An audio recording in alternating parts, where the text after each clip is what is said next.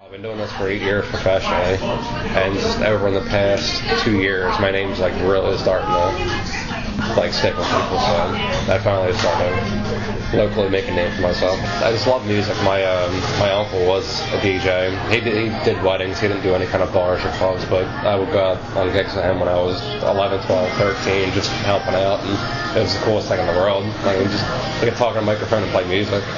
My favorite DJ of all time was MCA of the Beastie Boys.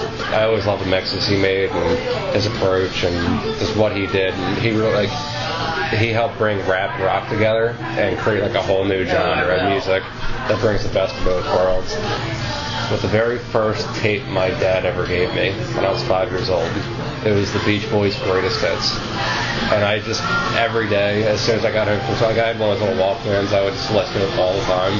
I ended up warping it out and just I had to buy a new one. My favorite songs tend to be more like ballads, and I've seen everyone from Black Sabbath to Kenny Chesney to Lil Wayne. I haven't really gotten into making my own music yet. I mean, I play drums, so I mean, I've been in bands and whatnot, making music that way. So just throw my name drops on there. And I like to make like an hour-long mix, throw it on a CD. It makes a great promotional item. It's a good way to get my name out there. Good advertising. If I'm not DJing, if I'm not working, I'm at my house, figure out my next mix, work on the next mix, figure out, okay, this song mixes well with this song, what else will mix well?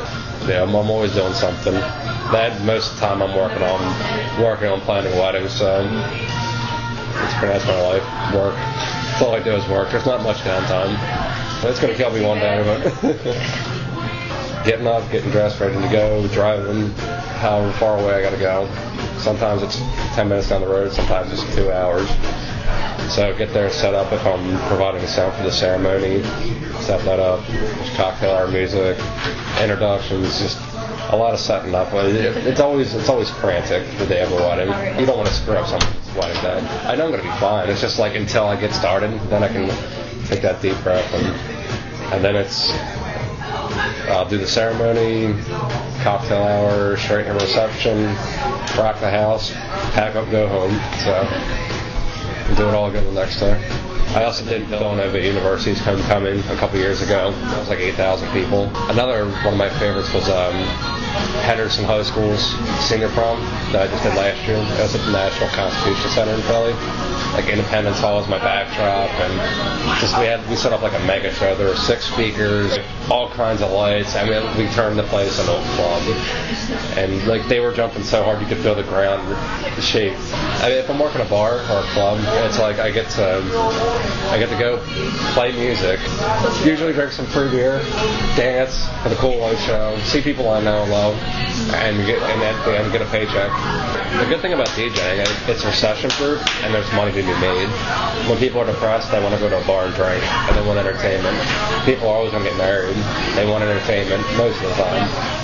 So I want people to know that we aren't jukeboxes.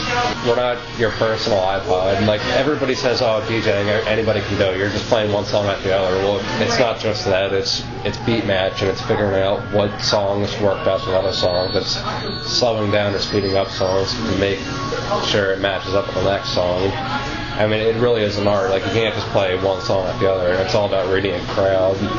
If you're not afraid to talk on a microphone, if you love music, and you just love having a good time, looking to becoming a DJ, I'm getting paid to have the time of my life. So, yeah, it's a sweet gig.